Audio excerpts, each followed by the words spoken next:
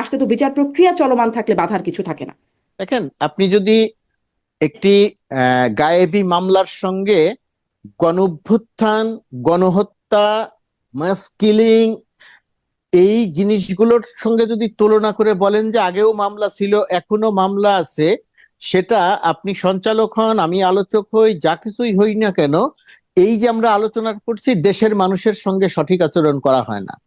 না, আমি আপনি আসলে যাদের গোলাম কথা মুর্তজা, বলছেন, আমি শেষ করি, জি, আপনি আমি যাদের একদমই কথা তর্কের বলছেন, খাতিরে বলছি না না, আইনি আমি ভাবে আপনি আসলে আমি কিভাবে যাদের প্রেজেন্ট কথা করবেন বলছেন, জিনিসটা। আপনি যাদের কথা বলছেন, পূর্বে যাদের নামে মামলা ছিল, বিএনপির 50 লক্ষের মতো মামলা ছিল, 50 লক্ষ হুম হুম। নেতাকর্মীর নামে মামলা, ওই মামলা কিন্তু গণহত্যা সংগঠিত করেছে, সেই কারণে মামলা ছিল না। একদমই আমি একমত, জি। আওয়ামী লীগের বিরুদ্ধে মামলাটা কি? আওয়ামী লীগের বিরুদ্ধে আওয়ামী লীগ দেশের মানুষকে, নিরীহ মানুষকে, ছাত্র জনতাকে গুলি করে হত্যা হুম। করেছে, হত্যা মামলা।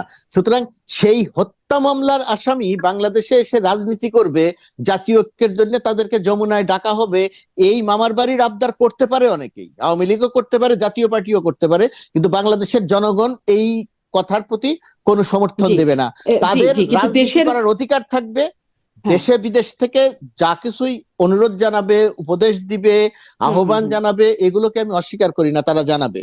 কিন্তু বাংলাদেশের আইন অনুযায়ী গণহত্যার বিচার হতে হবে। বিচার প্রক্রিয়া শেষে গিয়ে তারা যদি দোষী সাব্যস্ত না হন, তাহলে নিশ্চয়ই রাজনীতি করবে। আর বিচার প্রক্রিয়ায় যদি দোষী সাব্যস্ত হন, তবুও আওয়ামী লীগ রাজনীতি করতে পারবে।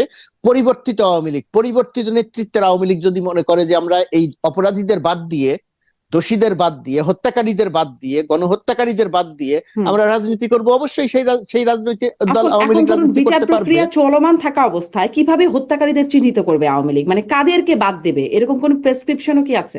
না, এটা এটা প্রেসক্রিপশনের ব্যাপার নয়, এটা দৃশ্যমান ব্যাপার। প্রথমত কথা, মামলা হচ্ছে। দ্বিতীয়ত কথা, শেখ হাসিনা ওবায়দুল কাদের হুকুম দিয়ে হত্যা করিয়েছে, পুলিশকে দিয়ে গুলি করিয়েছে। ওবায়দুল কাদের ছাত্রলীগকে লেলিয়ে দিয়ে গুলি করিয়েছে।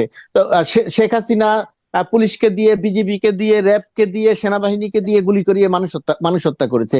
এগুলোর আমরা সাংবাদিকরা অনুষ্ঠান করতে এসে কেউ কেউ যদি বিস্মিত হয়ে যায়, কেউ কেউ যদি ভুলে যায়, কিন্তু এগুলোর তো প্রমাণ আছে, এগুলোর তো দৃশ্যমান উদাহরণ আছে, প্রমাণ আছে।